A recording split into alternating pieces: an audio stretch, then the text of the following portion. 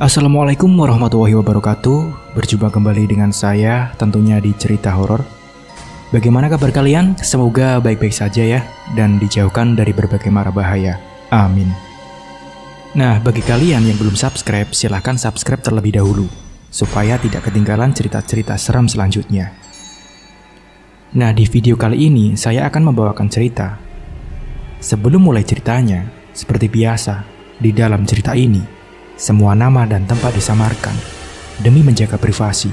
Langsung saja, seperti apa ceritanya? Simak video ini sampai habis. Daripada penasaran, tak usah kelamaan lagi, kita masuk ke ceritanya.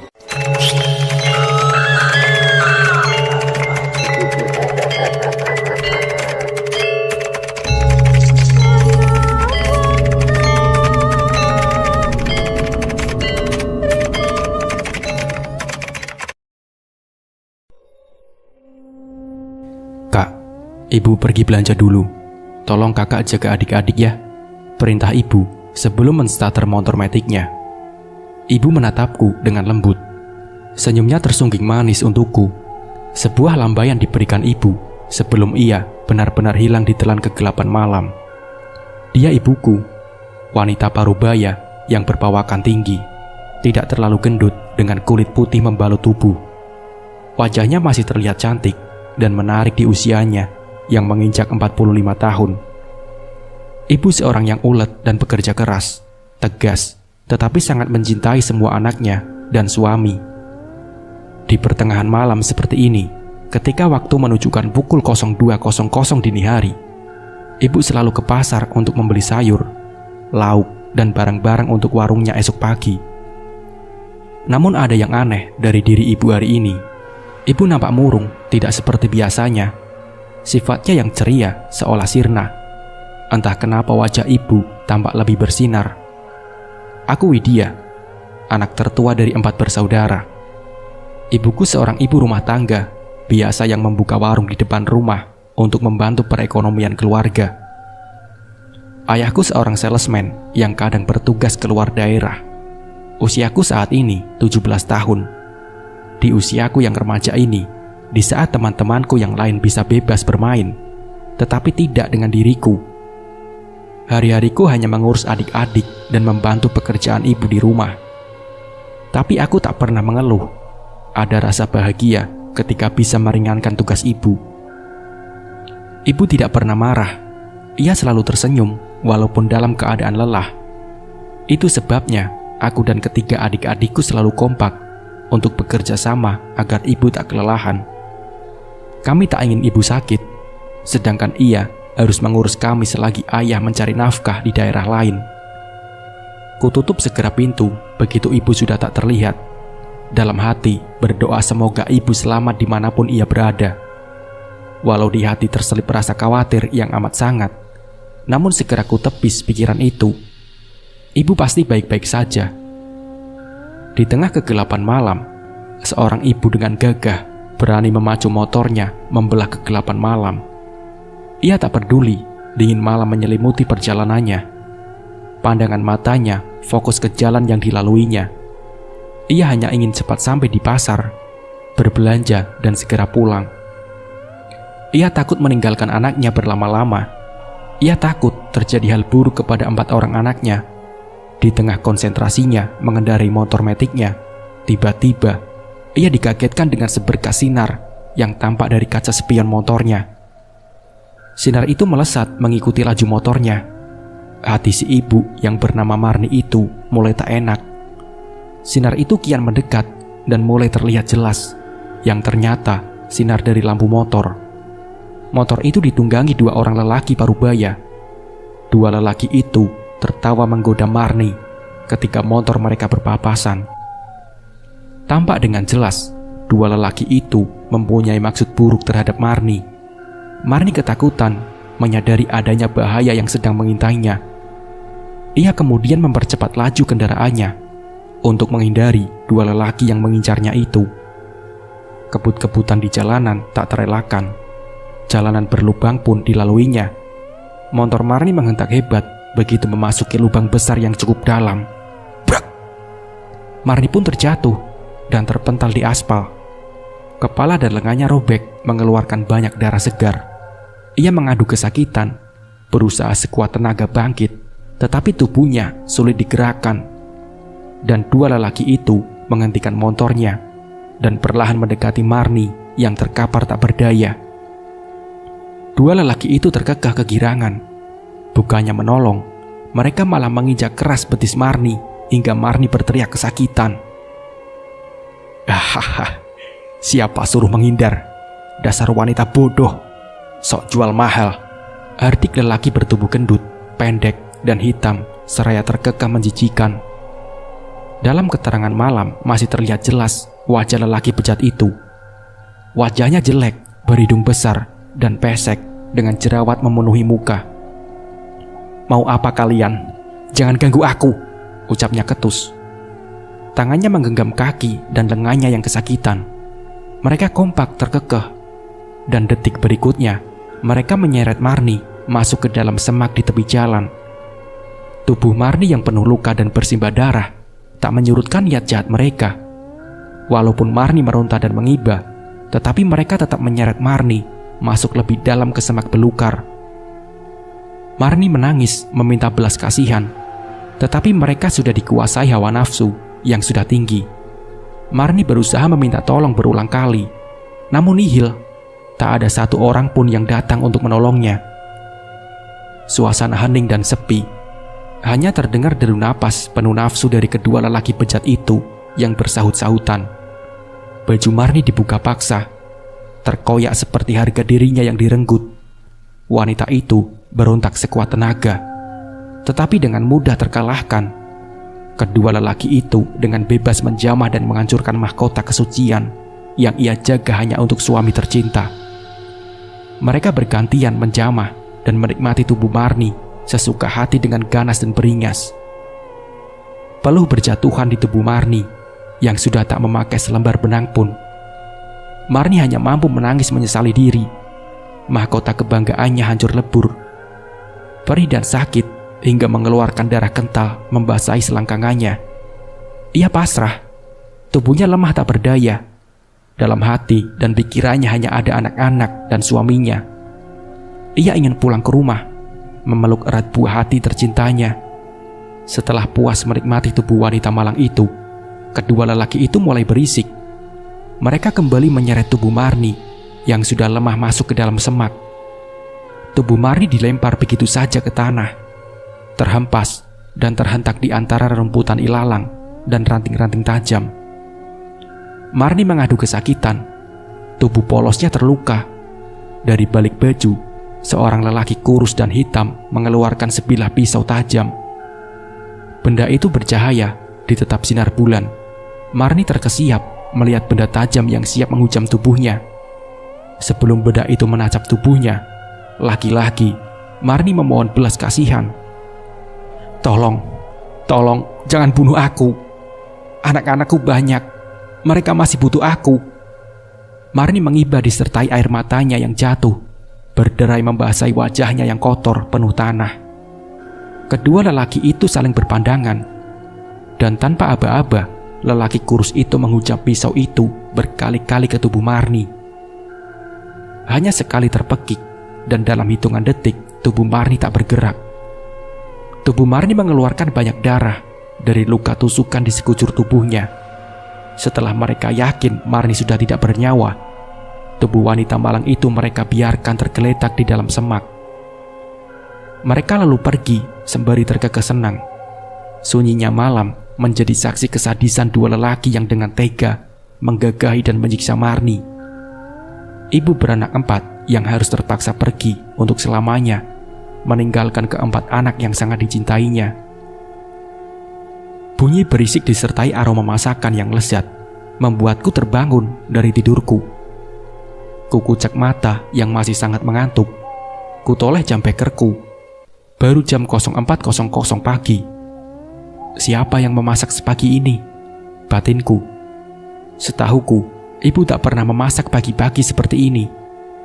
Walaupun membuat sarapan, ibu selalu memasak di atas jam 7 pagi. Dan ini terlalu dini. Rasa penasaran membuatku beranjak melangkahkan kaki ke arah dapur. Ternyata memang ibu yang sedang asik memasak. Ku dekati ibu yang nampaknya tak mengetahui kedatanganku. "Sudah pulang, Bu?" Widya tak mendengar motor ibu. Ucapku begitu mendekati ibu. Ibu hanya terdiam membisu. Aku merasa ada yang lain dengan ibu. Ia lalu menatapku lekat, seperti ingin menyiratkan sesuatu. "Ibu, Bu," ulangku menunggu jawaban ibu. Ibu menghentikan acara masak-masaknya. Ia lalu menggandeng tanganku dan mengajakku duduk bersamanya di kursi. Ia memandangku lekat. Ku tatap wajahnya yang putih pucat. "Wid, Ibu ada permintaan untukmu.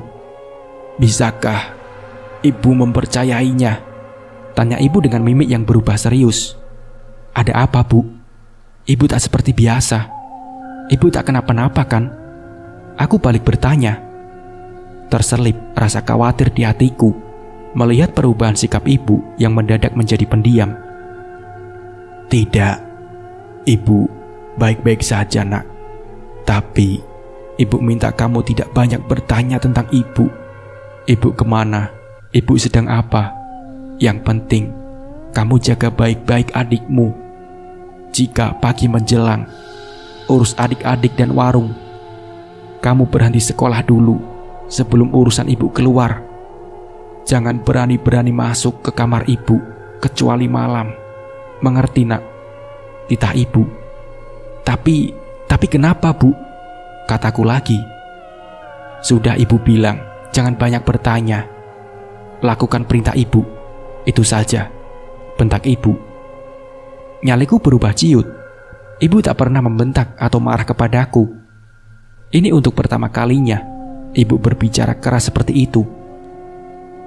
"Sekarang kamu tidur. Jangan usik pekerjaan Ibu. Ibu pastikan kalian tetap makan enak dan pekerjaan rumah selalu beres. Kamu hanya tinggal menjaga adik-adikmu," selorot ibu dengan menunjuk kamarku. Ya, aku dipaksa untuk kembali tidur. Dengan langkah gontai, kuayunkan kakiku menuju kamar. Sedih melihat perubahan ibu. Widya, panggil ibu. Dan aku pun menoleh wajah ibu yang berubah sendu. "Kamu baik-baik ya, Nak. Ibu bisa mempercayaimu kan? Kamu harus tahu, Ibu sangat mencintai kalian," ucap ibu. Dapat kulihat jelas, ibu menitikkan air mata di pipinya. Aku mengangguk pelan. Dalam hatinya bertanya, apa sebenarnya yang ibu alami hingga membuatnya berubah? Gerutuku. Aku pun kembali tidur dengan memeluk adik bungsuku, Nina yang berumur 4 tahun. Ku tepis semua perasaan yang berkecamuk di hati. Ibuku pasti baik-baik saja. Jam beker membangunkanku. Kulihat jam sudah menunjukkan pukul 06.00. Sinar matahari bersinar terang, dan aku terlambat ke sekolah. Adik-adik serta mertaku bangunkan. Mereka anak-anak yang mandiri. Mereka bisa menyiapkan semua keperluan sendiri. Aku buru-buru menuju meja makan bersama adik-adikku. Semua sudah terhidang dan nampak sangat lezat. Nasi goreng udang dengan taburan bawang goreng dan telur ceplok, favorit kami semua. Dan selesai makan, adik-adik berhamburan pergi ke sekolah. Sedangkan aku sibuk mencari ibu, karena adik bungsu tidak ada yang menunggu. Ibu, Bu, panggilku seraya mencari-cari ke segala penjuru rumah. Ibu tak jua kutemui. Sepi, tak ada sahutan. Tapi seluruh rumah tampak bersih. Pakaian pun sudah terjemur dan piring-piring sudah tertata rapi. Ku tatap Nina yang anteng main sendiri. Ia tertawa seperti sedang diajak main dengan seseorang di sana. Tapi di sini hanya ada aku dan Nina. Tak ada orang lain selain kami. Seketika bulu kuduku meremang. Ibu di mana? Gumamku. Teringat pesan ibu subuh tadi. Dilarang bertanya. Dan pesan ibu yang memintaku untuk tidak bersekolah demi menjaga ketiga adikku. Lututku seketika lemas. Terbayang di benakku impian-impian setelah aku lulus. Ingin kuliah dan mencapai cita-cita menjadi dokter. Dan kini, aku harus mengubur mimpi itu demi adik-adikku. Ku dekati Nina dan menggendongnya untuk membuka warung. Tapi Nina malah menangis, seolah tak ingin ku bawa menjauh. Hatiku gusar. Ada apa sebenarnya dengan Nina? "Dek, jangan nangis dong. Kita cari ibu ya," ucapku sembari menggendong Nina menuju warung. Berharap ibu ada di warung. "Kak, itu ibu ada di situ, Kak. Lagi nemenin Nina, Kak," berontak Nina. "Nina mau turun." Nina pun turun sambil menangis. Dengan sedikit kesal, ku turunkan Nina. Ia berhambur dan kembali duduk di tempatnya semula. Ada yang aneh. Kulihat dari sikapnya Nina. Ia berbicara sendiri, tanpa ada yang menemani selain aku. "Kakak," kata ibu, "nanti malam Nina bubuk di kamar ibu. Tapi kakak gak boleh ikut," ucapnya tanpa melihatku. "Iya kan, Bu?" Nina kembali berbicara sendiri. "Ah, Nina, kamu ngomong sama siapa sih? Di sini cuma ada kita berdua." "Nina, sadar, Dek." Aku mulai gerah dengan tingkah laku Nina yang semakin aneh. Kakak Widya cantik. Ini ibu di depan kita, Kak," ucap Nina menunjuk ke depan wajahnya. Aku semakin merinding, seperti ada yang tidak beres. Hawa di rumah ini mendadak dingin dan mencekam. Ku bawa dengan paksa Nina untuk menuju ke warung. Walaupun Nina berontak dan menangis, tetap ku bawa pergi keluar dari dalam rumah. Serasa ada yang mengikuti dari belakang. Aku tak berani menoleh. Walaupun matahari bersinar terang, tapi tetap aku ketakutan. Entah karena apa. Kulihat warung masih terkunci rapat. Nina kuletakkan di kursi teras. Ku buka warung dengan perlahan. Masih kosong. Tak nampak ibu memasuki warung. Lagian warung pun masih terkunci. Tak mungkin ibu bisa memasuki. Nina kembali anteng. Aku pun tak berani memasuki rumah seorang diri. Duduk di warung bersama Nina yang asik bermain. Meladeni tetangga yang datang berbelanja. Sedikit menghibur diriku yang dirundung rasa takut. "Wait, kok tumben kamu yang jualan? Libur ya?" tanya Yuk Siti sembari memilih sayuran. "Ibu Marni mana?" lanjutnya. "Iya Yuk, lagi libur. Ibu juga lagi ada perlu katanya," jawabku berbohong. "Oh ya Wit, ibumu kalau belanja sering malam kan Wit? Hati-hati bilangkan ibumu, banyak begal yang keliaran jam segitu," ujar Yuk Siti. Dek, jantungku seolah terhenti. Aku terpaku mendengar ucapan Yuk Siti. Ketakutan kembali menggerogoti diri. Bagaimana jika sesuatu terjadi kepada ibu? "Tadi subuh ibu sudah pulang kok Yuk, tapi entah kemana. Dia dari pagi gak nampak," ucapku berusaha tenang. Sedangkan dadaku rasanya bergemuruh. "Iya, alhamdulillah kalau begitu." "Ya Yuk, cuma sekedar ngingetin Duk," senyum Yuk Siti sebelum ia pamit pergi. Ku renungi ucapan Yuk Siti. Rasa khawatir kembali menyergap di hati. Ibu di mana?" batinku lirih. Brak! Aku terkesiap begitu mendengar bunyi pintu yang seperti didobrak. Lamunanku buyar. Aku seketika ingat Nina yang sejak tadi ku tinggalkan bermain sendiri di teras. Segera bangkit dan mencari Nina. Nina, di mana kamu, Dek?" Aku seketika lemas mendapati adikku Nina yang tak ada di teras. Nina, berulang kali ku panggil namanya, namun tak juga ada sautan dari bibir kecilnya. Ku cari Nina ke segala penjuru rumah, dapur, kamar mandi, kamarku dan kamar adik-adikku yang lain. Tak ada. Nina tak kutemukan. Sembari menangis terisak, ku cari Nina tiada henti. Tapi Nina seolah lenyap di telan bumi. Aku merasa bodoh. Mengapa bisa ku tinggalkan Nina sendiri? Kini tibalah aku di satu-satunya tempat yang belum ku periksa, kamar ibu. Tapi teringat ucapan ibu tadi subuh. Dilarang masuk kamar ibu ketika pagi, siang, dan sore. Malam-malam baru boleh. Nyaliku mulai ciut. Dengan gemetar, ku buka pintu ibu. Jantungku berdebar kencang. Ku buka pintu, lalu ku panggil adikku. "Nina, Nina!" Ketakutan kembali menyergap diriku. Kamar ibu nampak sangat gelap. Tak ada sinar sedikit pun.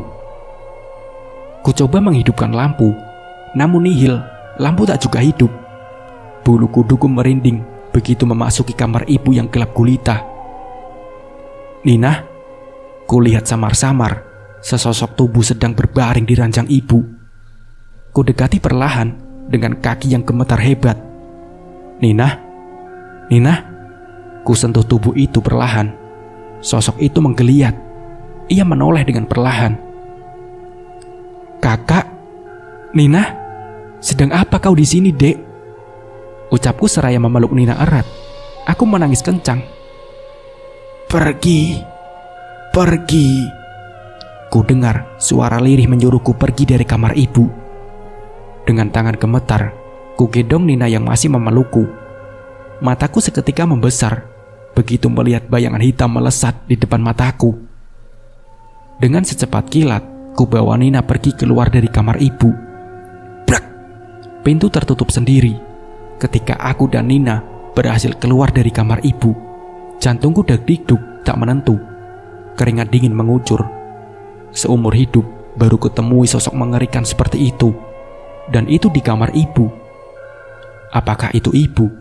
Tapi kenapa begitu menyeramkan sosok ibu? Kakak kenapa, Kak?" Suara Nina membuyarkan lamunanku. Aku terduduk menatap mata Nina. Ku hela napas dalam-dalam. Ku lepas dengan perlahan. Adik kenapa bobok di kamar ibu?" Tanyaku hati-hati. "Adik kan bobok sama ibu, Kak. Kakak yang kenapa bangunin adik?" Nina balik bertanya. "Adik, ibu gak ada di rumah, Dek. Lain kali kalau mau kemana-mana ajak kakak," ucapku. "Itu ada ibu, Kak. Nina gak bohong. Kalau kakak gak percaya, masuk deh ke kamar ibu." Nina cemberut melihatku. Rasa penasaran menelusup relung hatiku. Dengan tangan gemetar kembali ku buka pintu. Terkunci. Kamar ibu tiba-tiba terkunci. Ku balikkan badan dan mengajak Nina pergi meninggalkan kamar itu. Kembali ke warung dan menunggu pembeli seperti perintah ibu. Sore menjelang, tapi ibu tak kunjung pulang. Adik-adik sudah mandi dan mereka selalu menanyakan ibu. Aku hanya menggeleng karena memang tidak tahu di mana keberadaan ibu. Azan maghrib berkumandang, menandakan hari masuk waktu malam. Selesai sholat berjamaah, kami menunggu di depan TV. Ayah tadi menelpon memberi kabar jika ia akan pulang. Dengan sabar, kami menunggu ayah dan juga ibu yang belum pulang. Terdengar suara orang sedang memasak. Aroma masakan dan suara perabotan di dapur terdengar nyaring di telinga. Kami semua berhadapan dan saling memandang. Perut memang keroncongan karena sedari sore belum makan. Lauk dan sayur yang dimasak ibu sudah ludes untuk makan siang. Ibu memang terbiasa memasak 2 kali. Sisa sayur dan lauk jualan yang tidak laku dimasak ibu sore hari. Ibu, ucap kami berbarengan. Bahagia rasanya mendengar ada aktivitas ibu di dapur. Rindu sekali rasanya, padahal baru sehari tidak melihat ibu. Kami berlarian berhamburan ke dapur, berlomba untuk melihat ibu. Rasa haru dan bahagia di mata adik-adikku melihat ibu yang sedang memasak di dapur.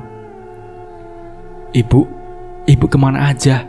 Dari tadi kami tidak lihat ibu, celoteh Dinda, adik perempuanku yang nomor 3. Ia berusia 10 tahun.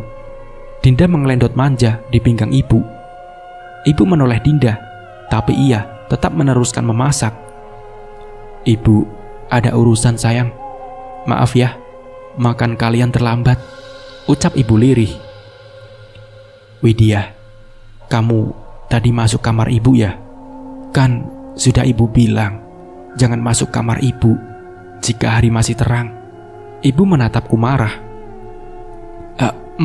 Maaf bu, tadi Widya mencari Nina. Nina masuk ke kamar bu. jawabku dengan menundukkan kepala. Kamu gak usah takut. Adikmu baik-baik saja. Ibu pastikan itu.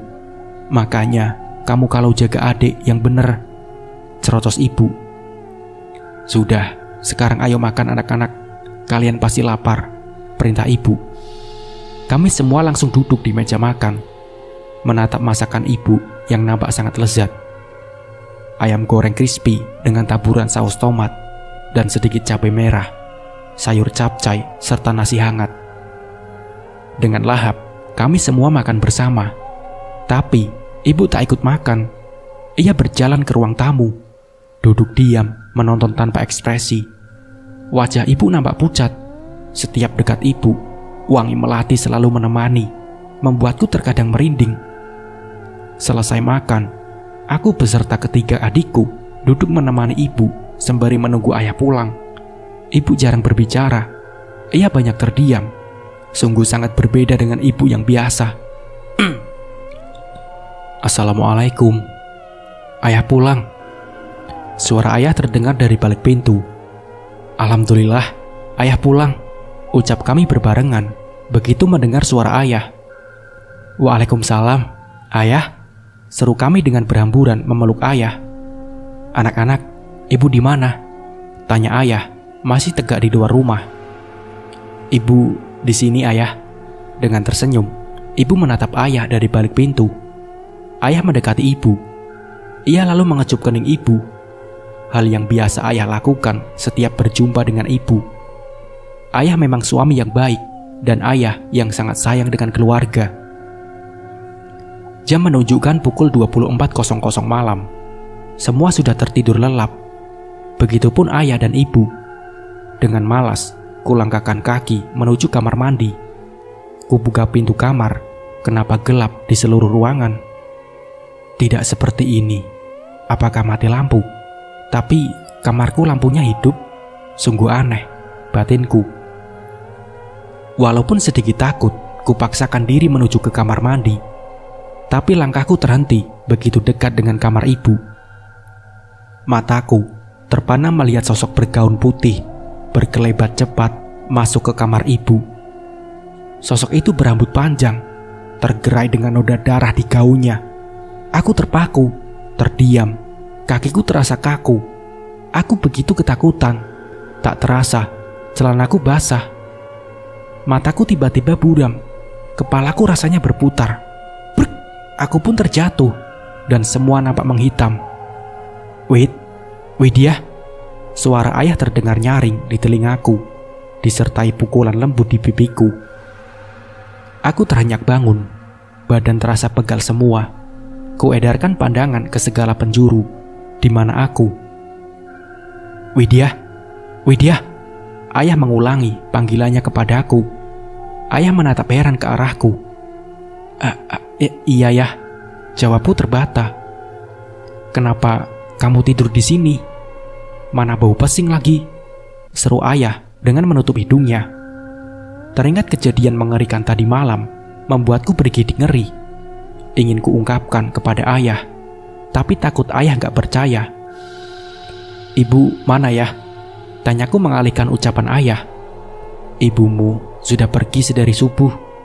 Sepertinya ada perlu, jawab ayah sekenanya dan berlalu pergi menuju dapur. Ayah, panggilku. Apa? Jawab ayah. Ayah menghentikan langkahnya dan menolehku. Apa ada yang aneh terhadap ibu ya? Tanyaku penuh selidik.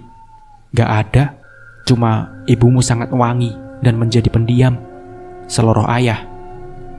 Nah kan, aku yakin sekali ada yang tidak beres dengan ibu. Apa ibu selingkuh? Batinku. Pang! Tiba-tiba terdengar suara piring pecah. Aku dan ayah saling berpandangan. Bukan ayah, ucap ayah cepat. Lantas siapa ya? Tanyaku. Mungkin tikus, jawab ayah cuek. Ya udah, kamu mandi Wid. Kamu dan adik-adikmu mau sekolah kan? Tita ayah. Enggak ya, Widya enggak sekolah lagi. Aku menggeleng pelan. Nah, kenapa?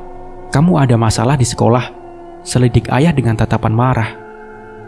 Enggak ya, ibu yang menyuruh Widya berhenti sekolah dan menjaga adik-adik serta warung di rumah. Aku membela diri. Memangnya ibumu kemana? Kan selama ini ibu yang menjaga adik-adikmu, Wid. Ucap ayah dengan kesal. Entahlah ya, ibu kalau siang sampai sore nggak kelihatan, malam baru pulang. Widya nggak tahu ibu kemana. Aku menjawab dengan menunduk. Baiklah, nanti malam kita bicarakan. Sekarang ayah mau pergi kerja dulu. Jaga adik-adikmu, Wid. Perintah ayah sambil berlalu. Aku hanya mengangguk pelan, berdiri dengan sakit sekujur tubuh, berjalan menuju kamar mandi. Benar kata ayah, diriku bau pesing. Selesai mandi, kulihat Nina asik bermain di sudut rumah yang masih terbilang kuno itu. Bangunannya seperti bangunan masa penjajahan. Lantainya pun masih memakai keramik kasar yang jika berbaring di atasnya terasa sangat dingin, walaupun suasana sedang panas. Rumah ini adalah rumah peninggalan orang tua ibu yang telah tiada. Jadi, bisa dibayangkan betapa tuanya bangunan ini. Tetapi bangunan ini masih sangat terawat. Biasanya, aku tak pernah takut tinggal walaupun sendiri di rumah ini. Namun, berbeda dengan 2 hari belakangan ini, rumah tampak sangat mencekam. Kudekati Nina yang masih asik bermain. Nina seperti hari kemarin, berbicara sendiri. Bu, ayo kita bubuk, Bu. Nina ngantuk nih. Seloroh Nina menatap ke depannya, seolah ada ibu di situ. Nina ngomong sama siapa sih? Gak ada siapa-siapa di sini selain kita. Ucapku mulai takut. Kak Widya, ini Nina ngomong sama ibu, Kak. Sautnya tanpa melihat ke arahku. Ia asik memainkan bonekanya. Sesekali ia menguap. Dek, gak ada siapa-siapa di sini selain kamu dan kakak. Aku bertambah gusar melihat tingkah Nina. Ibu di mana? Kenapa setiap hari terang ibu selalu hilang? Apa yang sebenarnya ibu sembunyikan? Pertanyaan-pertanyaan itu kini terngiang-ngiang di kepala. Kak, Nina mau bubuk sama ibu. Kakak jangan ganggu ya. Ngerti kan? Bentak Nina membuyarkan lamunanku. Ia berjalan sendiri ke kamar ibu. Tangannya seperti sedang menggadang sesuatu. Nina, panggilku begitu ia sudah berada tepat di depan kamar ibu. Pintu pun terbuka. Nina tak menyahutiku. Ia melangkah masuk ke kamar ibu. Nina, brak! Pintu itu tertutup dengan sendirinya. Untuk beberapa detik aku terpaku, segera sadar begitu Nina masuk ke kamar ibu. Nina, ku ketuk pintu kamar ibu berkali-kali, tapi tak ada jawaban sedikit pun. Pintu terkunci dari dalam. Nina, jawab dek, jawab. Kamu baik-baik saja kan? Raungku. Bulir-bulir bening itu mulai jatuh. Aku takut Nina kenapa-napa. Ibu di mana? Tolong aku, Bu. Tangisku semakin pecah.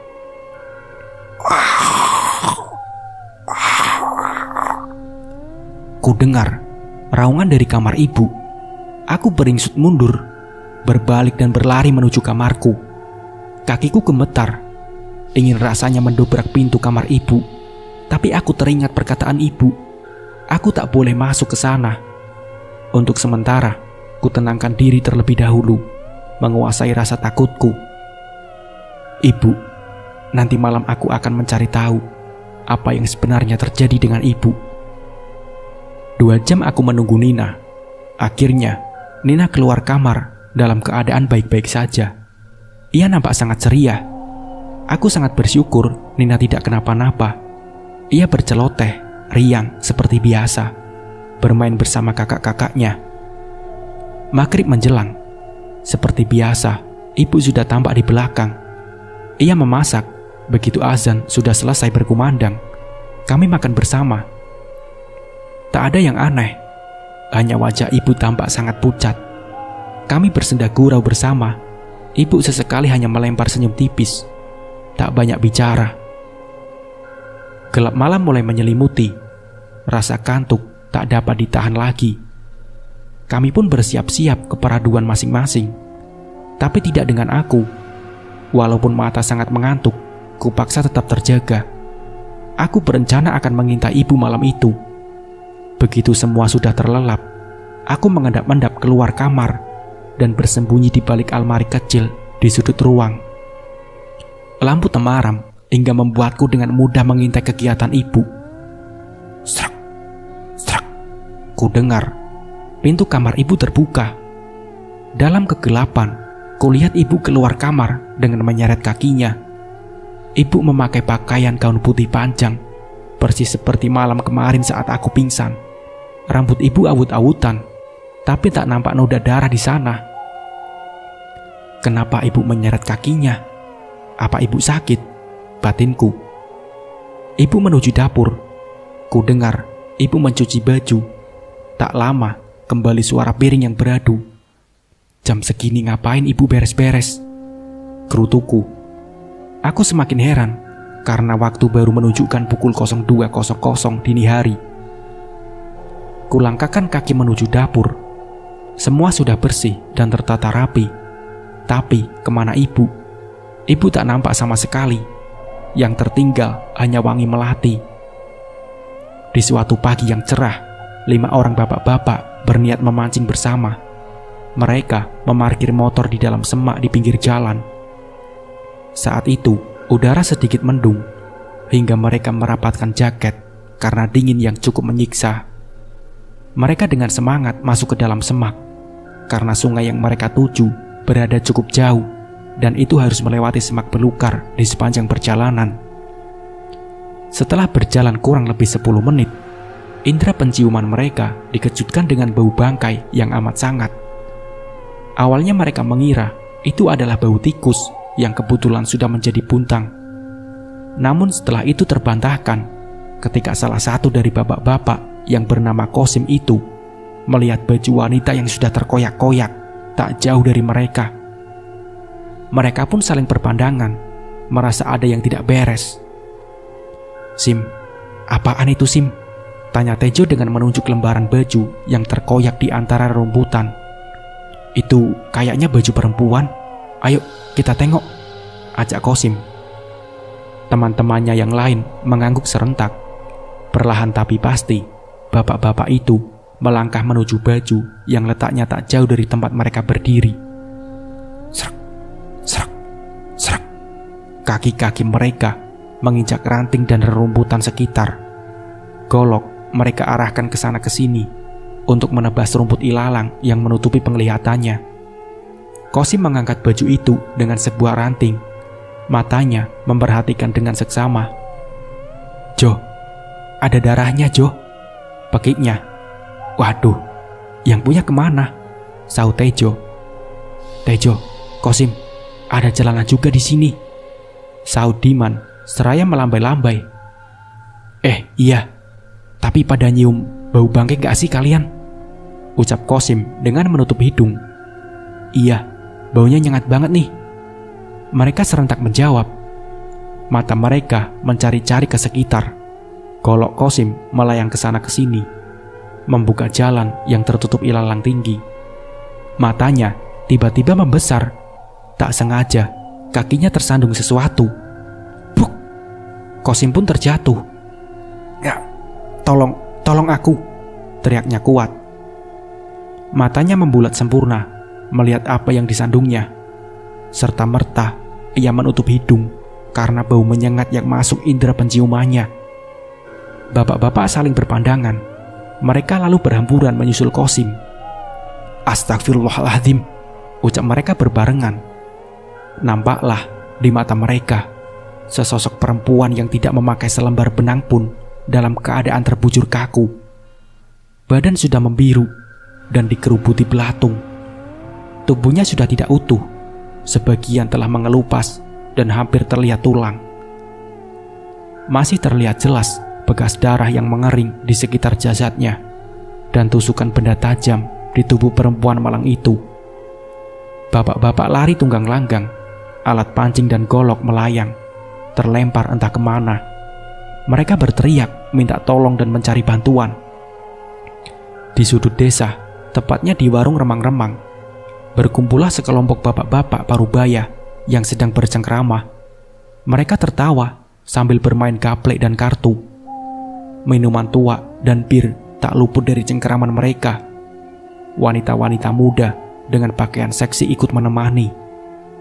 Tawa mereka bersaut-sautan di tengah keremangan malam, seolah hidup mereka pasti lama. Begitupun dengan Warjo dan Maman, dua lelaki laknat yang baru saja menyiksa dan membunuh Marni, wanita malang yang jadi pemuas nafsu dengan keterpaksaan.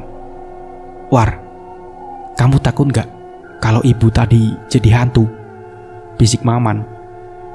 Dalam hatinya, Maman mulai takut. "Alah, kamu mah penakut, Man. Kalau sudah jadi mayat, ya gak usah takut lah. Mana ada hantu?" jawab Warjo Jumawa.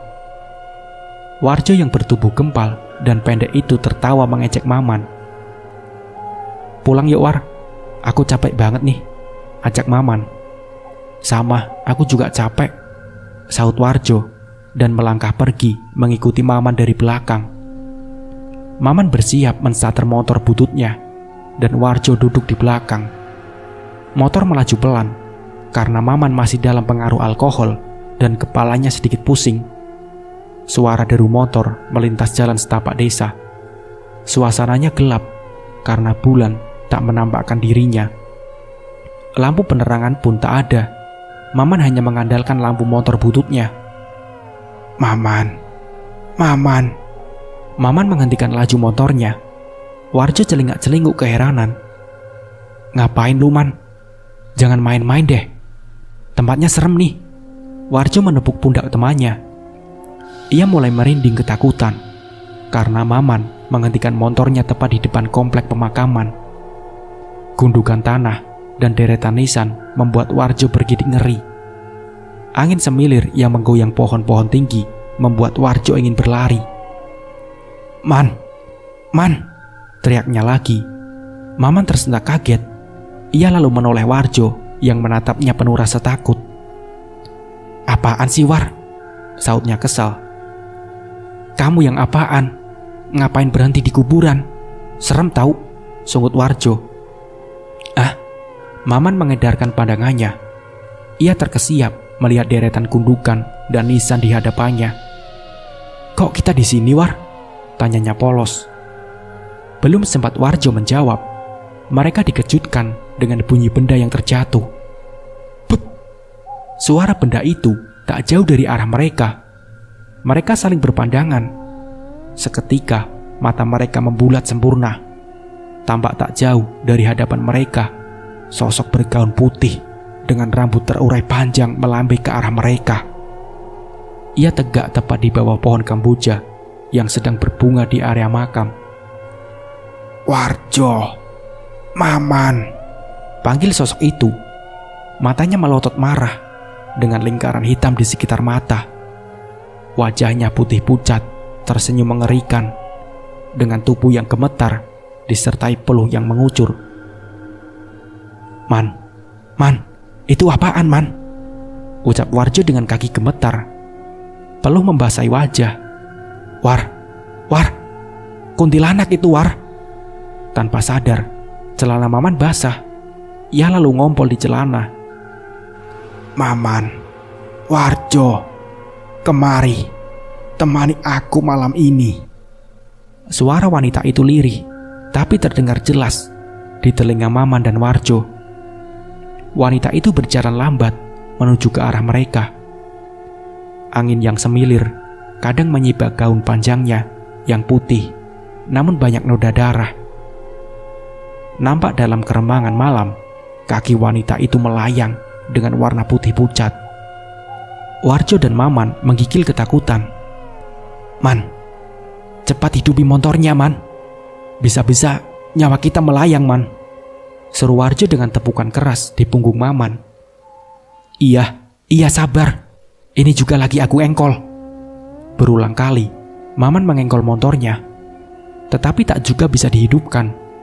Sedangkan wanita itu terus mendekat dengan sungkingan senyum mengerikan di bibirnya. Matanya bulat melotot dengan lingkaran hitam mengelilingi. Rambutnya tergerai awut-awutan.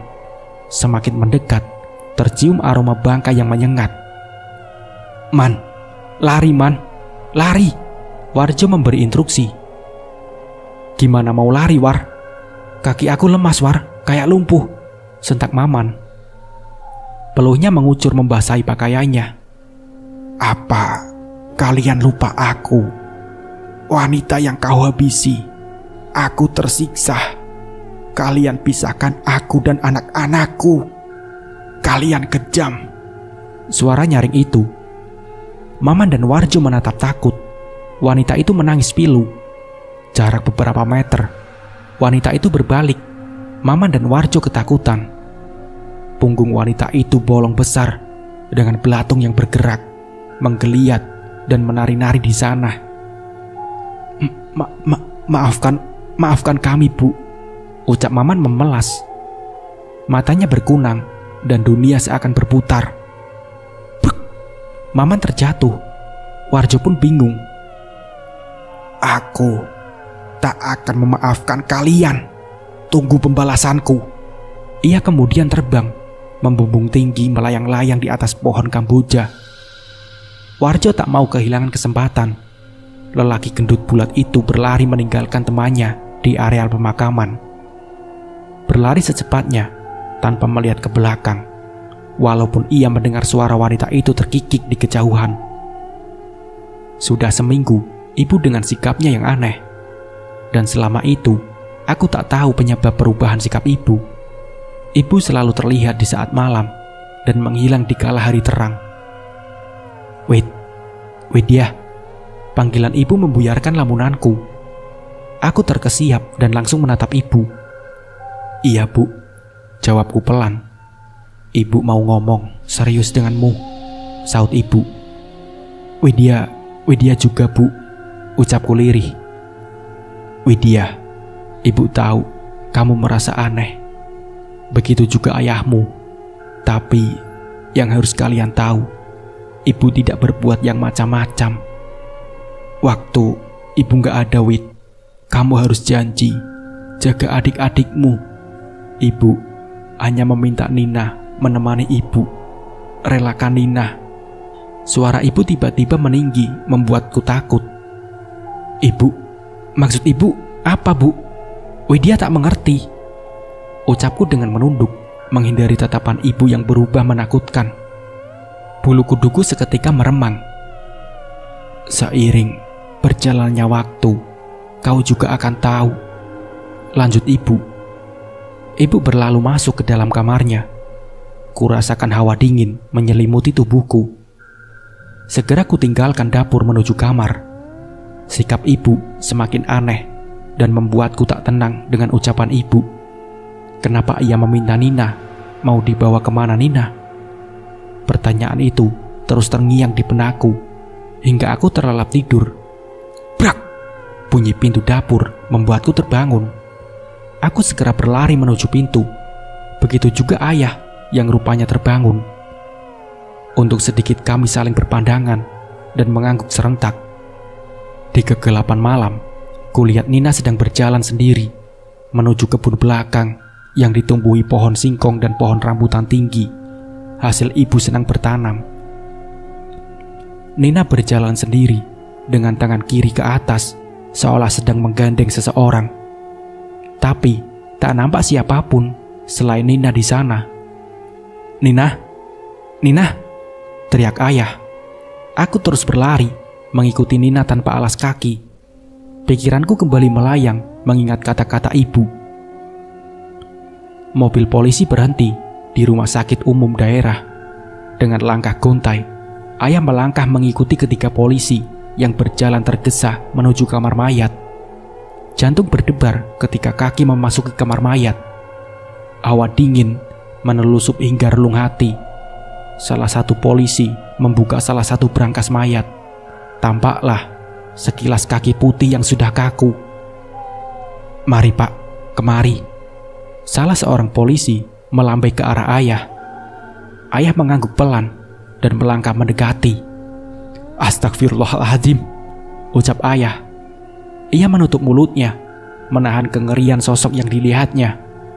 Walaupun sudah dibersihkan, nampak mayat itu sudah penuh dengan lubang bekas tusukan. Daging sudah tak utuh, hampir terlihat tulang putih. Pada bagian mata sudah tidak ada bolanya. Kulit sudah membiru dan mulai mengembung. Wajah sudah tidak dapat dikenali karena sudah rusak. Ini Pak, barang-barang yang ditemukan di TKP. Pak polisi menyerahkan dompet, KTP, tas, dan juga baju yang ditemukan. Ya Allah, iya Pak, ini semua barang-barang istri saya, teriak ayah menerima dengan tubuh yang gemetar. Ibu, ya Allah Ibu, kenapa nasibmu seperti ini Bu? Maafin ayah Bu, ratap ayah. Pak polisi berusaha menenangkan ayah yang duduk bersimbuh sembari menangis terseduh. Hatinya sungguh hancur, dunianya seakan runtuh. Tanpa ayah sadari, di sudut ruang ada sosok yang sedang menatapnya pilu. Iya, dialah ibu. Tangannya terkepal dengan dendam yang memburu. Hatinya juga sakit melihat orang yang ia cintai terluka karena kepergiannya. Jiwanya tak tenang. Ia belum bisa menerima kematiannya. Suara telepon berbunyi. Assalamualaikum ya. Cepat, kamu kabari keluarga dan adik-adikmu, juga tetangga sekitar. Kabarkan jika ibumu telah tiada, kata ayah dalam telepon. Bagai tersambar petir mendengar kabar yang ayah sampaikan. Tidak mungkin itu ibu. Aku tak percaya. Itu bukan ibu kan ya? Gak mungkin itu ibu, kataku menangis. Kamu yang sabar Kak, ini memang mayat ibu. Telepon pun terputus. Lemas rasanya tubuhku. Tidak, itu bukan ibu. Tidak mungkin. Teriakku membuat adik-adik yang sejak tadi ikut menunggu kabar ibu berlari mendekatiku. Ibu kenapa Kak? Tanya Dito, adik nomor 2. Lelaki remaja itu menatapku pucat, sedangkan yang lainnya menunggu jawabanku dengan sabar. Iya, mayat itu memang benar ibu. Ayo, kita siapin keperluan dan memberi kabar keluarga dan tetangga sekitar, ucapku berusaha tabah. Sedangkan bulir itu menetes tanpa kusadari. Tidak, ibu, jangan tinggalin kami Bu. Semua adikku menangis meraung. Ku peluk mereka dan ikut larut dalam suasana haru. Namun tidak dengan Nina. Ia tampak biasa saja, bermain dengan bonekanya. Tak ada tangisan, tak ada raut kesedihan. Kuanggap itu biasa. Mungkin di umurnya yang masih menginjak 4 tahun, ia belum banyak mengerti dengan keadaan yang sedang terjadi. Aku pun bersiap-siap memberitahu keluarga dan tetangga. Aku harus tegar, walau hatiku rapuh. Bagaimanapun, aku yang tertua dan semua tugas tertumpu di pundakku. Kalau aku lemah, bagaimana dengan ketiga adikku? Mayat ibu datang dibawa mobil ambulan rumah sakit. Mayat ibu dimasukkan ke dalam peti. Dari pihak rumah sakit melarang kami untuk membukanya. Dari awal hingga akhir prosesi penguburan, kami tidak diperkenankan untuk melihat ibu untuk yang terakhir kalinya. Derai air mata dan raungan menemani prosesi penguburan ibu. Suasananya mendung dan langit gelap menambah kesedihan. Rasanya dunia kami hancur. Tragedi hari ini seakan mimpi. Ibu tak mungkin tega meninggalkan kami sendiri. Malam ini, tahlilan pertama untuk ibu. Hujan deras sedari sore dengan kilat yang menyambar membuat sebagian warga urung datang ke rumah. Hanya beberapa orang yang datang. Suaranya rumah tak begitu ramai. Sekitar 30-an orang dengan keluarga. Warga kusuk memberikan doa untuk ibu. Namun, semua tak berlangsung lama. Ketika indera penciuman kami menangkap aroma harum makanan dan perabotan dapur yang berbenturan seperti orang yang sedang memasak. Pengajian terhenti sejenak. Semua orang saling beradu pandang. Setahu tidak ada siapapun di dapur malam ini. Rasa penasaran menyergap hatiku, dan dengan perlahan aku beranjak dari tempatku dan berjalan menuju dapur diikuti keluarga dan beberapa warga. Mata kami terpana melihat sosok yang sedang memasak. Ia memakai gaun putih panjang dengan rambut terurai. Hujan yang semakin deras diiringi kilat dan angin kencang menambah suasana mencekam. Ibu, panggilku lirih. Sosok itu menghentikan kegiatannya. Semua terpaku dengan jantung yang berdebar antara takut dan penasaran. Kepala sosok itu memutar 180 derajat. Matanya melotot dengan warna hitam mengelilingi. Senyumnya menyeringai mengerikan. Hantu. Semua orang yang melihat lari tunggang langgang, termasuk keluarga yang datang dari jauh. Semua berlarian keluar rumah. Saking takutnya, mereka lupa untuk memakai sendal mereka kembali. Hanya aku, ayah, dan ketiga adikku yang masih berada tak jauh dari ibu. Tiba-tiba, di sekeliling ibu ada asap putih yang pekat. Seiring hilangnya asap, hilang juga sosok ibu tanpa kami sempat berucap. Mungkin ibu hanya ingin mengucap perpisahan. Ucapku yang diiringi anggukan ayah dan ketiga adikku. Suara berisik banyak orang membuat Maman dan Warjo terbangun dari tidur panjang mereka. Mata mereka terbelalak melihat sekitar. Banyak orang mengurumuni mereka dengan tatapan heran. "Pak, kenapa kalian bisa berada di sini?" ucap salah satu warga. Kami tadi malam." Maman menghentikan ucapannya, mengingat kejadian tadi malam yang membuatnya bergidik ngeri. "Tidak apa-apa, Pak. Motor kami mogok tadi malam dan kami kelelahan," ucap Warjo berbohong. Semua warga berangsur-angsur pergi meninggalkan Maman dan Warjo. "Man, ayo pulang. Nyawa kita terancam," bisik Warjo. Maman segera menstarter motornya. Hidup. Dan mereka segera pulang dengan jantung yang terus memacu. Mereka ketakutan. Pagi yang sepi tanpa ibu. Semenjak kami tahu ibu sudah meninggal, tak ada lagi sosok ibu yang memasak di dapur sebelum subuh. Aku menjadi lesu. Walaupun ku tahu ibu ternyata hantu, tetapi tak sedikit pun membuatku takut. Aku malah rindu melihat sosok ibu. Kini aku berdiri di jendela dapur, memandang pepohonan singkong dan kebun mawar kecil kesayangan ibu. Aroma mawar terkadang menggoda indera penciumanku, terbang di bawah angin semilir ke arahku. Kuhirup wangi pagi sekuat yang aku bisa. Ku lepas dengan hati tertekan, sedih, pilu menelusup relung hatiku. "Ibu, di mana engkau, Ibu? Aku rindu," bisikku lirih. Angin dingin menyentuh pipiku. Entah kenapa, rasa sejuknya menenteramkan jiwaku. Seperti sentuhan halus tangan ibu. Apakah ini memang ibu? Ku pejamkan mata dan ku rasakan lebih jauh. Hingga ku terhanyut, ku buka mata. Ada ibu di sana dengan senyuman indah, menatap sendu ke arahku. Wajahnya pucat, tapi ku tahu ia penuh dengan cinta. Ia melambai mengajak aku mendekat. Ku bawa kaki ini melangkah. Aku ingin segera dekat dengannya. Ia tersenyum dan memelukku erat. Aku balas memeluknya dengan air mata yang berderai. Sesak, aku tahu tak bisa jauh dari ibu. Ku benamkan wajahku di dadanya, menangis sejadi-jadinya.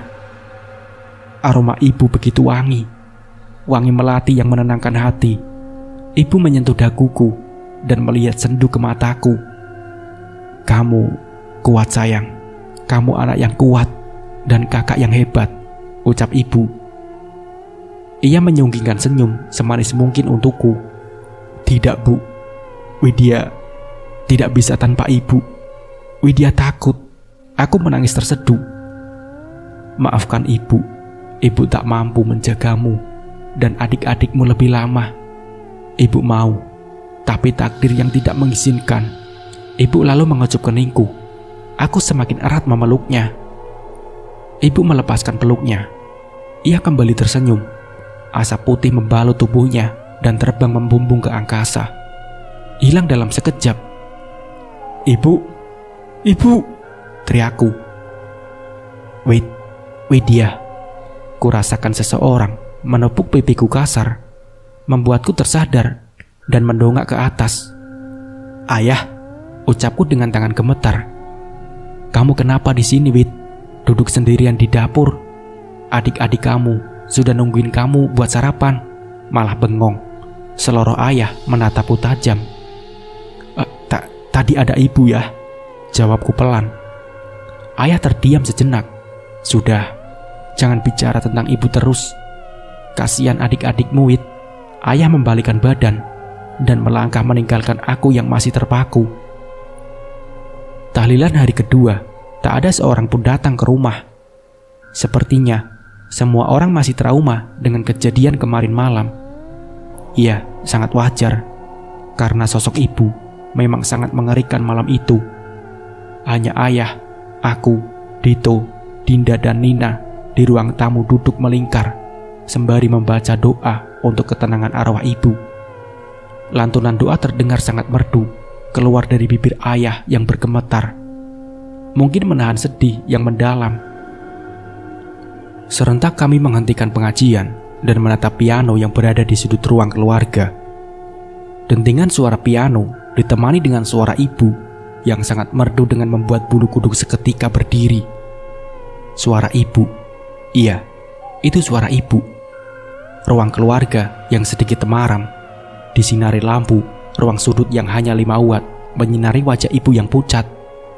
Lantunan suara merdu yang mendayu membuat kami terhipnotis antara takut dan bahagia.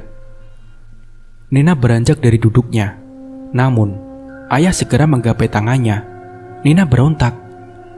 Ayah tetap menggeleng dan menahan langkahnya hingga Nina menangis terisak. Ibu menghentikan lagunya. Ia menatap tajam ke arah ayah.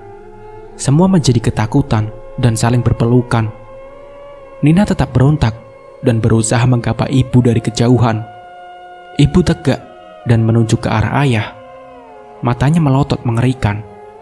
"Lepaskan anakku." Suara ibu terdengar sangat nyaring dan memekakan telinga. "Pergi, Mar. Dunia kita berbeda. Jangan ganggu aku dan anak-anak lagi," pekik ayah. Ibu, jangan tinggalkan Nina, Bu," ratap Nina berusaha menggapai tangan ibu. Angin kencang menabrak tubuh ayah hingga ayah terpental membentur dinding. Brak! Ayah mengadu kesakitan.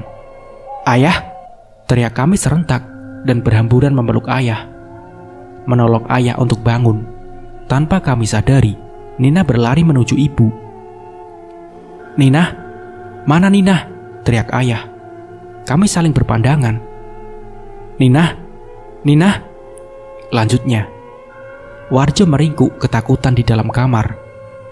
Istrinya berulang kali mengetuk pintu, tetapi Warjo tak juga menyahut. Hujan petir menyambar disertai angin kencang. Suara ranting yang beradu seperti suara cakaran, kuku-kuku tajam. Bunyi air hujan seperti suara tapakan kaki di atas atap. Warjo menggigil ketakutan. Matanya ia tutup dengan paksa. Plak! Sesuatu jatuh tepat mengenai hidungnya yang megar. Menggeliat membuat hidung Warjo merasakan geli yang teramat sangat. Benda itu bergerak, memaksa Warjo membuka matanya. Dia ambil dan ditatap benda itu dengan seksama. Benda berwarna putih itu menggeliat bergerak tak menentu. "Belatung, dari mana ini?" ucap Warjo lirih. Warjo mendongak ke atas langit-langit kamar. Ia ingin berteriak, namun suaranya seperti tercemar di kerongkongan. Matanya melotot melihat makhluk yang sekilas di atas kepalanya. Makhluk itu tertawa lebar hingga mengoyak pipinya. Darah menetes di sekitar matanya yang bolong. Lidahnya menjulur menjilati kening Warjo. Warjo ingin berlari, tapi tubuhnya kaku, tak dapat bergerak. Dari mulut makhluk itu keluar belatung-belatung sebesar jari bayi menggeliat masuk ke dalam mulut Warjo yang ternganga lebar. Dapat Warjo rasakan, makhluk kecil itu menggerogoti kerongkongan dan menari-nari menggelitik mulutnya. Kelabang besar sejempol orang dewasa keluar dari mata bolongnya, jatuh ke atas kasur dan merayap ke tubuh Warjo dan muka Warjo, masuk ke dalam kulit dan berjalan sesuka hati. Warjo menahan rasa sakit yang teramat, tak mampu bergerak dan membela diri, hanya mampu berpasrah dan menahan perih. Mata Warjo pun terbelalak, napasnya ngos-ngosan memburu. Keringat dingin mengucur sebesar biji jagung menetes di keningnya yang lebar. Jantungnya berdebar kencang. Suara ketukan pintu terdengar. "Bang, Bang Warjo, kenapa kamu bang?" Suara istri Warjo di luar membuat Warjo tersadar dari mimpi buruknya. Ia bergidik ngeri mengingat mimpinya barusan. Dengan gemetar, Warjo melangkah mendekati pintu, membukanya, dan ia tampak sangat pucat melihat wanita di hadapannya. Wajah Marni, wanita malang yang ia bunuh malam itu, tersenyum manis menatap ke arahnya. Matanya yang bulat memancarkan kebencian yang mendalam. Masih teringat jelas di ingatannya saat Marni memohon kepadanya. Bias rasa bersalah itu terekam jelas di wajah Warjo saat itu. "Maafkan aku, Ibu. Aku tak tahu namamu. Ampuni aku, Bu." Warjo bersimpuh dan menangis di kaki wanita itu. Plak! Sebuah tamparan mendarat di pipi Warjo. Merah. Warjo terkesiap dan memegang pipinya yang panas. Ia mendongak dan melihat wajah wanita itu sudah berubah menjadi wajah istri tercintanya. "Ayo, jujur kamu bang. Dosa apa yang kamu lakukan dengan wanita lain sampai kamu ketakutan kayak begini?" bentak istrinya. "Maafin abang Juleha. Abang sudah tega memperkosa dan membunuh wanita yang hendak pergi ke pasar. Sekarang abang diteror terus, Dek. Tolong abang." Warjo masih bersimpuh di kaki istrinya. "Ya Allah, kejamnya kau bang," bentak istrinya. "Aku tak mau punya suami pembunuh. Kau harus mempertanggungjawabkan perbuatanmu bang," isak istrinya. Dilepasnya tangan Warjo yang melingkar di kakinya. Warjo pun berteriak. Dadanya terasa sesak. Ia kini menyesali perbuatannya. Dari kejauhan, lampu motor Maman menyorot seorang gadis cantik dengan tubuh yang aduhai moleknya. Jiwa kelakiannya tiba-tiba muncul. Gairahnya bergejolak melihat wanita itu berjalan melenggak-lenggok memamerkan tubuhnya. Motor pun direm mendadak tepat di samping wanita cantik. Wanita itu terkejut dan menghentikan langkahnya. Mata Maman berbinar melihat paha putih si wanita itu. Wanita itu menatapnya dengan senyuman yang menggoda. "Mau kemana, Neng? Malam-malam begini?" goda Maman mengerlingkan matanya. "Ya, biasa mas, jualan," jawabnya dengan sentilan di dagu Maman, membuat Maman semakin bernafsu melihatnya. "Jualan? Jualan itu?" Maman menunjuk wanita dengan gaya genitnya. "Iya mas, mau coba? Malam ini setengah harga saja. Saya obrol loh mas. Dari tadi sepi, belum ada langganan," rayu si wanita itu. Darah Maman seakan berdesir. Nafsunya sudah diubun-ubun, seperti tertimpa durian runtuh. Kapan lagi bisa menikmati wanita cantik dengan harga yang ramah di kantong? Tak menunggu waktu lama, Maman membawa si wanita ke gubuk yang jauh dari pemukiman. Gubuk reot yang tak lama dihuni di tengah area persawahan. "Ayo, buka. Mas sudah tak sabar," ucap Maman penuh nafsu. Napasnya memburu. "Bukain dong mas," ucap si wanita dengan manja. Wajah cantik si wanita itu terlihat samar-samar terkena cahaya bulan di sela-sela lubang. Manja banget kamu cantik." Tangan nakal Maman mulai menggerayangi bagian punggung wanita yang terasa sangat mulus. Ia membuka resleting dengan tergesa. Ia mulai meraba bagian belakang si wanita. Maman sangat menikmati kulit mulusnya.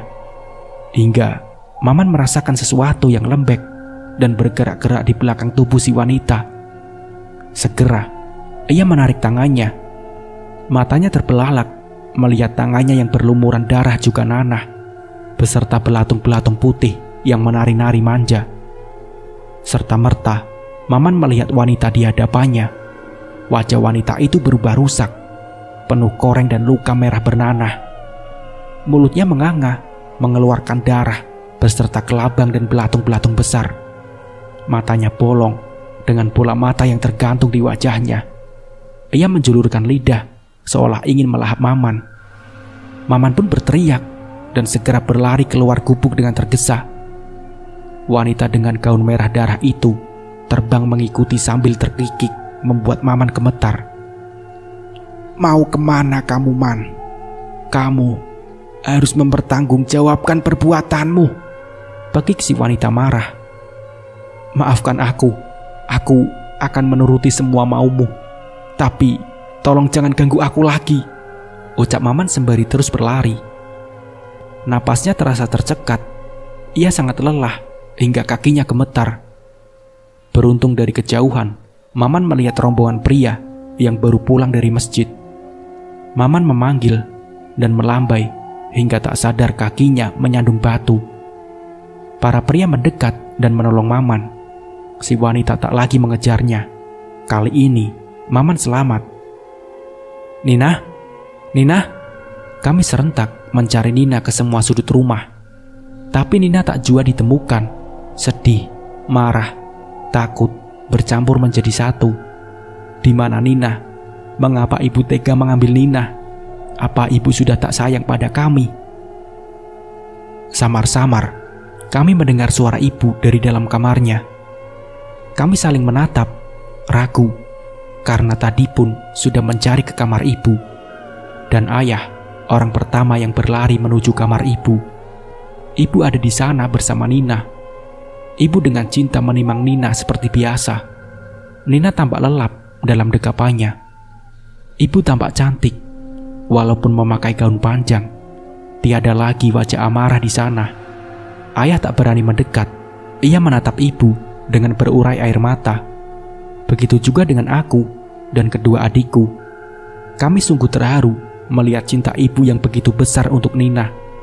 Ibu kemudian meletakkan Nina di atas kasur. Sebuah kecupan lembut mendarat di pipi gembulnya. Ia menoleh dan tersenyum manis menatap kami yang berdiri mematung. Tubuhnya kemudian dibalut asap putih dan terbang membumbung tinggi memasuki ventilasi dan hilang dalam sekejap. Ayah melangkah mendekati Nina.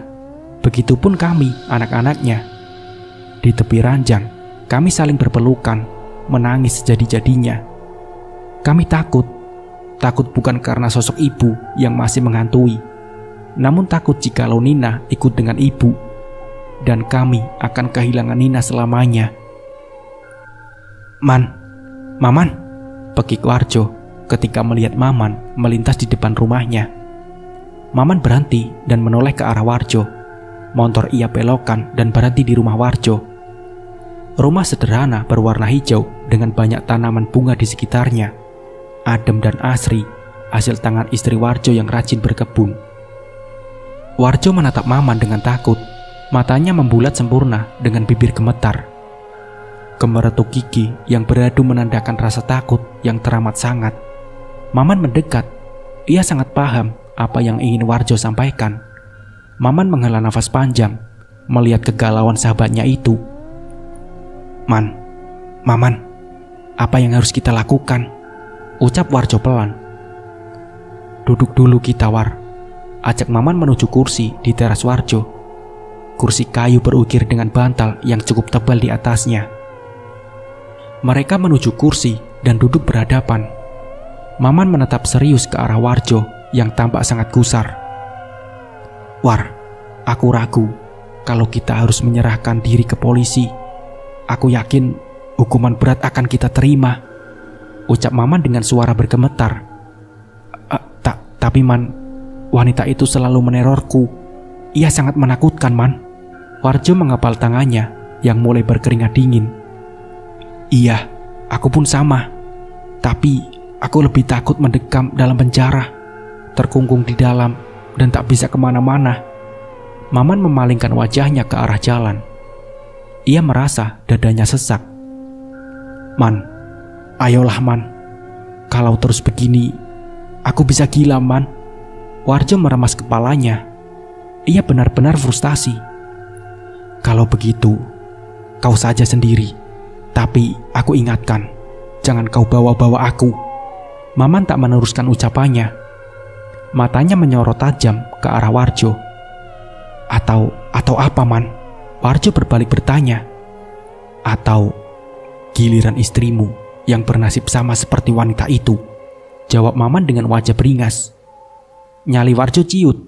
Ia tahu jika sahabatnya itu tak pernah main-main dalam berucap. Rekanya dalam bisnis perbegalan itu memang terkenal sadis dalam bertindak. Sudah belasan nyawa melayang di tangannya. Dan ia selalu bisa terbebas dari hukuman karena kepintarannya. Warjo menghela nafas panjang. Dadanya terasa sesak.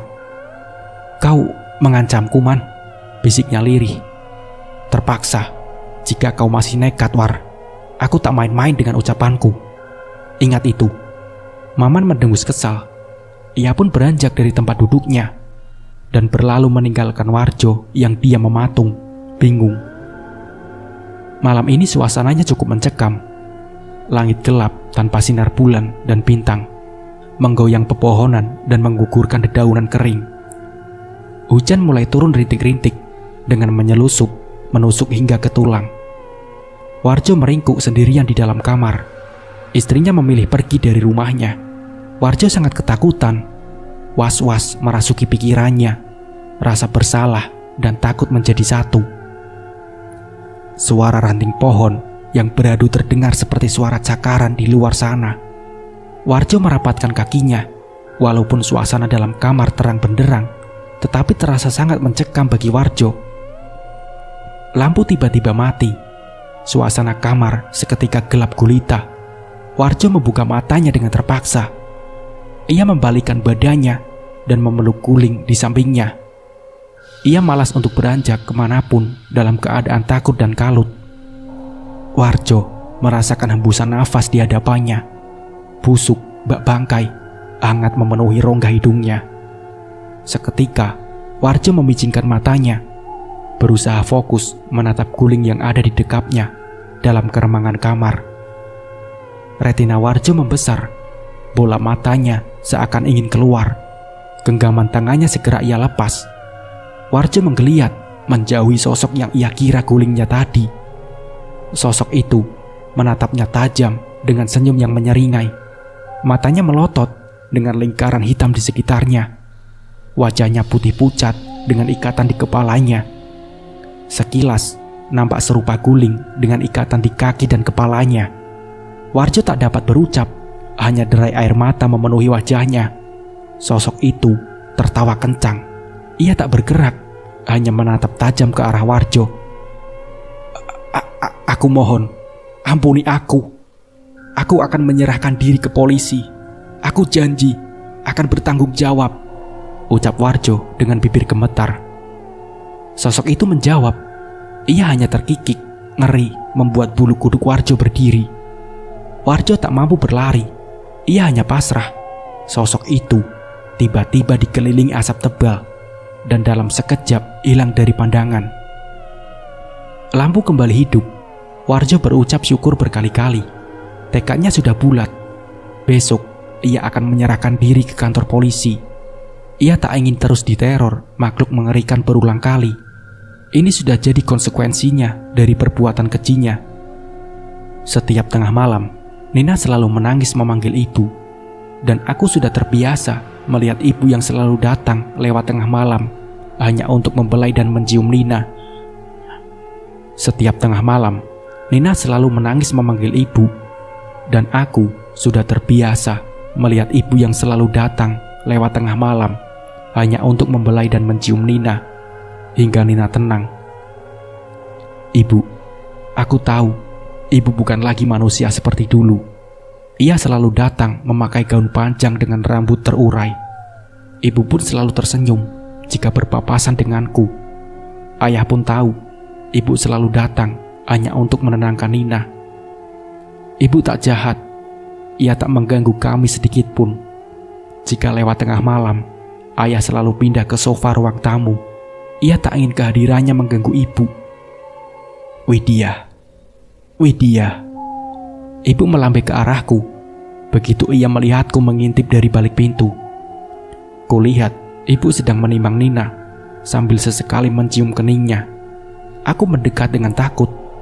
Namun, ibu seperti tahu ketakutanku. Ia tersenyum sangat manis kepadaku. "Ah, ibu, aku kangen padamu. Jangan takut, nak. Ibu tak mungkin menyakitimu," ucap ibu lembut. "Bu, ibu kenapa masih di sini, Bu? Apa ibu tak tenang?" Aku berusaha berani, walau hati rasanya sudah mau pecah karena ketakutan. Ibu menangis, suaranya terdengar lirih. "Iya, ibu masih ada urusan di dunia. Sebentar lagi, urusan ibu selesai. Dan cinta ibu kepada kalian membuat jiwa ibu enggan pulang." Aku merasa sangat terharu. Ibu begitu menyayangi kami, hingga ibu tak bisa pulang ke tempat yang seharusnya. "Pulanglah, Bu. Tempat ibu bukan di sini.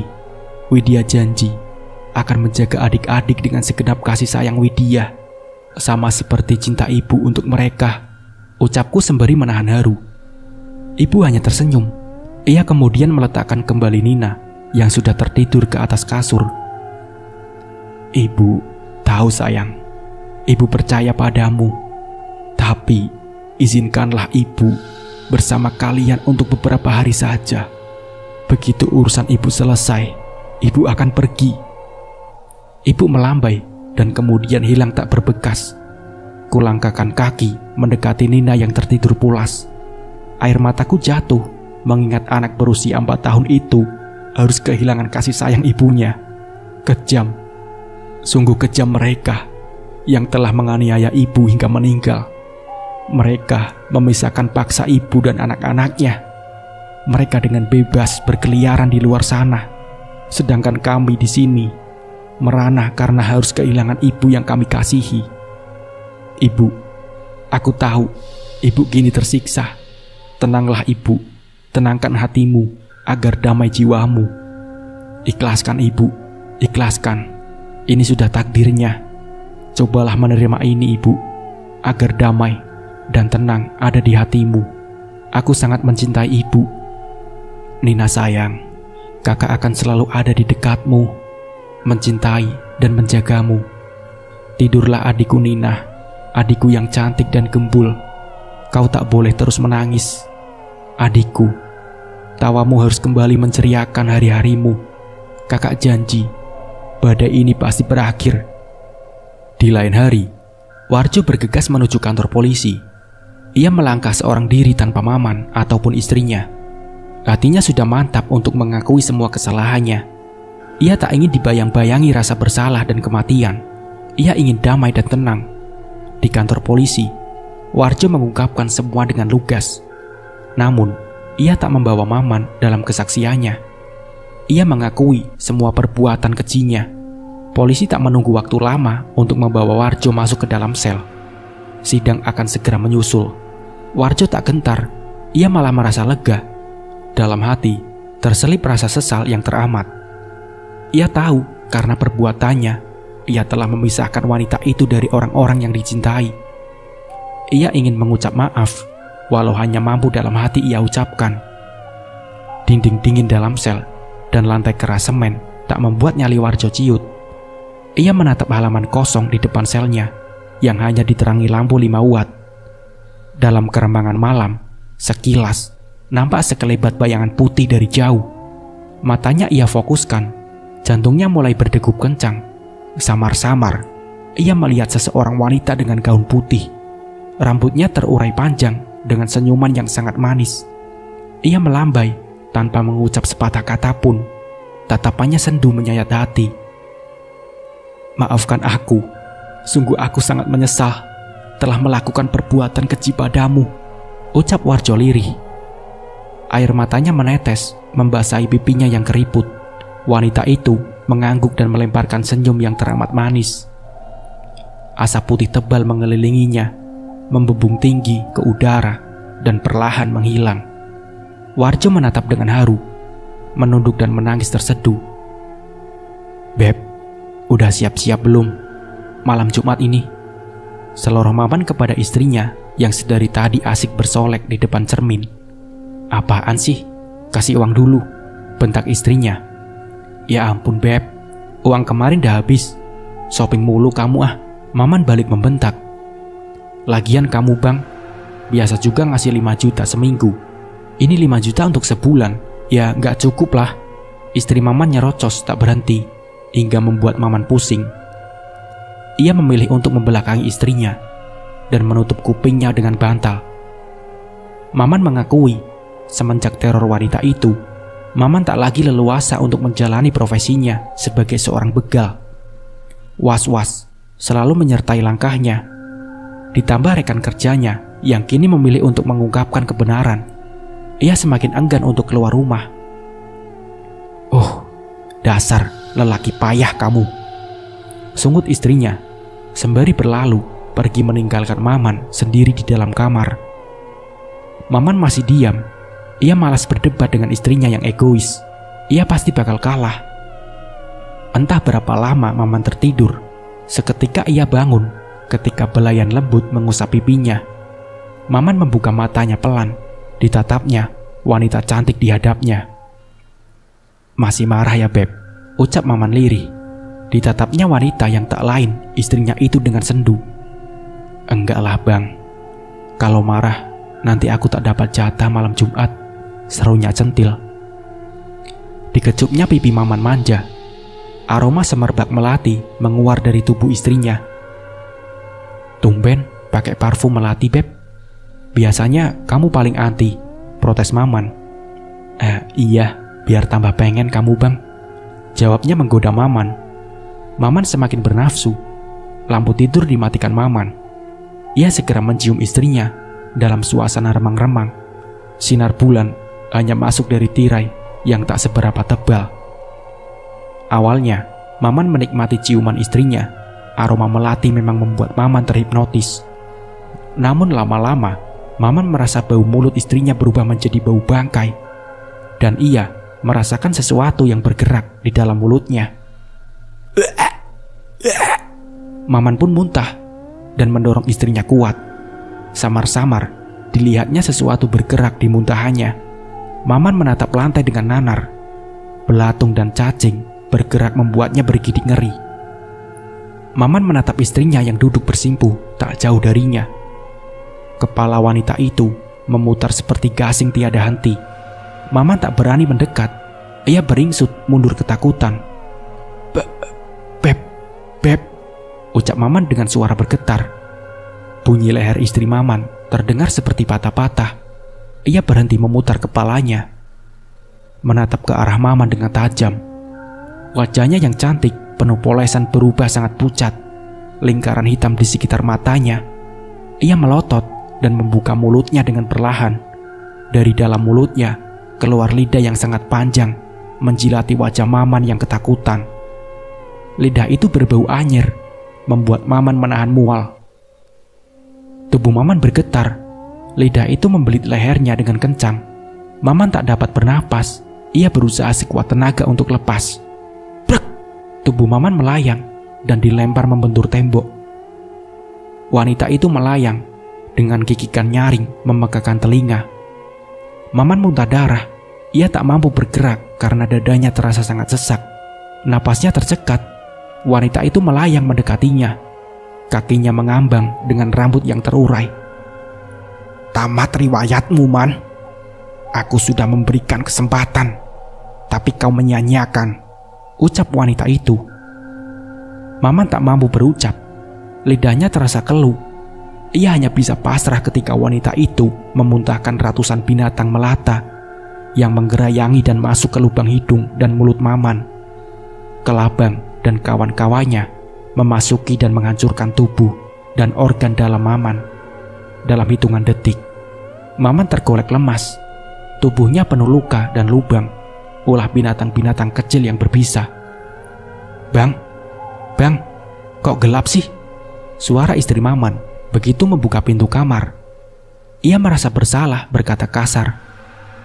Ia menghidupkan lampu dan mengedarkan pandangannya mencari Maman. Abang, abang, brek. Istri Maman ambruk begitu melihat keadaan Maman yang sangat mengenaskan. Para tetangga berdatangan mendengar teriakan. Mereka memandang ngeri jasad Maman. Jasad yang mengenaskan, matanya hampir copot. Sekujur tubuh penuh lubang, dari telinga, hidung, dan mulutnya keluar binatang-binatang kecil berbisa. Kelabang, kalajengking, dan lintah merayap keluar bersamaan. Mereka bergidik ngeri melihat Maman yang sudah terbujur kaku dan berlumuran darah. Entah apa dosa Maman sehingga ia bisa mengalami hal yang sangat mengenaskan seperti ini. Para tetangga berbisik dan bertanya-tanya satu sama lain. Istri Maman dibawa ke dalam kamar lain. Setelah sadar, mereka lalu segera mengebumikan Maman hari itu juga. Derai air mata istri Maman menemani prosesi pemakaman. Dari kejauhan, sosok tak kasat mata tersenyum penuh arti melihat nasib Maman yang berakhir tragis. Dendamnya telah terbalaskan. Maman merasakan buah dari perbuatan kejinya. Waalaikumsalam, baik Pak. Besok kami akan memenuhi panggilan sidang. Seru ayah serius berbincang di telepon dengan seseorang yang tak kukenal. Gagang telepon diletakkan ayah. Mimik wajahnya berubah mendung. Ia menghela nafas dalam. Sidang apa ya? Dengan hati-hati, bibir ini berucap. Takut ayah menjadi marah. Sidang tentang pembunuhan ibumu, nak. Pembunuhnya sudah menyerahkan diri, ucap ayah menatapku sendu. Ya Allah ya, Widya harus ikut. Widya ingin tahu siapa yang tega berbuat keji kepada ibu, teriakku. Derai air mata tak mampu kutampung. Dadaku rasanya sesak jika mendengar kejadian tragis tentang ibu. Iya, besok kita sama-sama ke sana. Namun ayah mohon Wid, tahan emosimu. Ayah tak ingin arwah ibu semakin tidak tenang. Biarkan ibu pergi dengan damai, seru ayah. Ia menggenggam tanganku erat, terisak. Aku tahu ayah pun sakit hati dan terluka. Bias kesedihan dan tertekan terlihat jelas di raut wajah ayah. Aku pun tertunduk dan kami sama-sama terisak, perih dan teriris. Luka yang belum mengering ini seakan kembali berdarah. Adik-adik keluar dari kamar bersamaan, mendengar isakan tangisku dan ayah. Mereka memeluk kami tanpa mengerti apa yang sedang terjadi. Kami memilih diam. Kami tak ingin mereka ikut bersedih, terutama Nina. Hari terasa amat panjang, menunggu esok hari persidangan. Aku sudah tak sabar melihat sosok pria tega pembunuh ibu. Dadaku seketika sakit jika mengingat hal itu. Nina, kamu belum tidur, Dek. Ucapku begitu melihat Nina yang tiba-tiba muncul di kamarku. Seperti biasa, dengan menggendong boneka Hello Kitty kesayangannya, ia menggeleng dan beringsut mendekatiku. Ia menatapku dalam dan memelukku erat. Kakak, ibu tadi datang, tapi ibu bilang ibu tidak bisa datang lagi. Nina sedih, Kak. Ku dengar Nina mulai terisak. Ku pegang wajah Nina dan menatap Nina. Ia mendongak dan melihat jauh ke dalam mataku. Sebisa mungkin, ku sembunyikan bias kesedihan. Aku tak ingin Nina bertambah sedih. Nina, ibu ada urusan dan harus pergi jauh sekali. Tapi, di dalam sini, ibu selalu menemani. Nina tetap bisa melihat ibu, walau hanya dalam mimpi. Kataku dengan menunjuk dada Nina. Apa ibu tidak akan kembali, Kak? Nina kembali terisak. Aku menggeleng pelan. Kupeluk Nina dan mendekapnya dengan erat. Kakak yang akan menggantikan ibu. Kasih sayang kakak sama seperti ibu. Kakak sayang Nina dan akan selalu ada untuk Nina. Kucium keningnya. Bulir bening menetes tepat di kepalanya. Ikhlaskan ibu, Nina. Biarkan ibu tenang di sana. Nina sayang ibu kan? Seruku berusaha menghibur Nina. Iya, Kak. Nina sayang ibu, ucap Nina lirih. Sekilas ku dengar seseorang bernyanyi di luar sana. Ku gendong Nina dan ku bangunkan adik-adikku yang lain. Hujan gerimis di luar tak menyurutkan langkah kami. Senandung lagu yang sering dinyanyikan ibu. Iya, Aku yakin sekali itu ibu. Langkah kami terhenti. Ayah sudah berdiri di ambang pintu. Ia menatap tajam keluar. Pelan-pelan kami mendekati ayah. Nina ingin berlari, tapi cepat ditangkap dan digendong ayah. Kami semua terdiam, terpaku. Hanya Nina yang berontak ingin turun. Ibu, Nina ikut bu. Tangis Nina pecah diiringi yang lain. Ibu menatap sendu ke arah kami. Ia melambai, tapi tetap berdiri mematung. Ibu tampak sangat cantik dengan balutan hijab putih yang menutupi. Anak-anak, ibu pamit pergi. Ingat, jangan nakal ya. Urusan ibu sudah selesai. Ibu sudah tenang. Widya, ingat pesan ibu nak. Jaga semua adikmu dengan baik. Urus rumah. Ibu minta maaf. Tidak bisa menjaga kalian lagi. Nina, ikhlaskan ibu ya nak. Nurut sama kakak. Ayah, ibu minta maaf. Belum bisa menjadi istri yang terbaik. Tapi yang harus ayah tahu, ibu sangat mencintai ayah. Kami semua mengangguk mendengar ucapan ibu. Tangis haru membasahi pipi melekat kepergian ibu. Ibu tersenyum sangat manis ke arah kami. Mungkin inilah senyum terakhir yang bisa kami lihat dari wajah cantik ibu. Angin bertiup semilir membuat gaun ibu melambai ke sana dan ke sini. Ia kemudian berbalik dan terbang membumbung tinggi ke atas langit. Kami menatapnya hingga ibu benar-benar hilang di telan malam. Iya, aku sadar dunia kami sudah berbeda. Aku tak ingin menyimpan dendam. Takdir yang dijalani ibu memang tragis. Tapi tetap ada kata maaf untuk mereka yang melakukan kesalahan. Begitupun dengan pembunuh ibu. Aku memilih untuk memaafkan seperti permintaan ayah. Aku hanya ingin ibu tenang. Daripada menyimpan dendam, aku lebih memilih untuk fokus mengurus ketiga adikku, terutama Nina, adik bungsuku. Hari persidangan ibu tiba. Suasana berjalan hikmat, tak ada caci maki. Semua berjalan dengan sangat lancar. Pria pembunuh ibu yang bernama Warjo itu menjawab pertanyaan dengan baik dan mengakui semua perbuatannya. Ia pun menyampaikan kabar jika temannya yang juga menghabisi ibu sudah tiada. Dan kini Warjo menjadi pelaku tunggal. Ia pun dijatuhi hukuman 15 tahun penjara. Lebih ringan dari tuntutan yang harusnya seumur hidup, karena ia mengakui dan menyerahkan diri dengan sukarela. Sebelum dibawa kembali ke dalam sel, ia sempat bersimpuh di hadapanku dan ayah. Ia menangis meminta maaf atas semua kesalahannya. Dengan tegar, ayah memaafkan, begitu juga dengan aku. Hatiku lega. Kini pembunuh ibu sudah mendekam di penjara. Ayah merangkulku. Kami berdua berusaha tegar menghadapi kenyataan pahit ini. Walaupun ibu sudah tiada di dunia, tapi ia selalu ada di hatiku. Ibu sudah tenang di sana. Aku berjanji akan menjaga keluarga kita, Bu. Ibu jangan khawatir. Doa kami akan selalu kami lantunkan untuk ibu. Tenanglah di sana, ibu. Tunggu kami. Kita akan bersama-sama kembali suatu saat nanti. Di dunia berbeda, dunia yang kekal dan abadi, dunia yang tiada sedih dan sakit hati. Nah, seperti itulah kisahnya. Semoga dari kisah ini kita bisa mengambil hikmah dan pembelajarannya. Mungkin cukup sekian dari saya. Wassalamualaikum warahmatullahi wabarakatuh.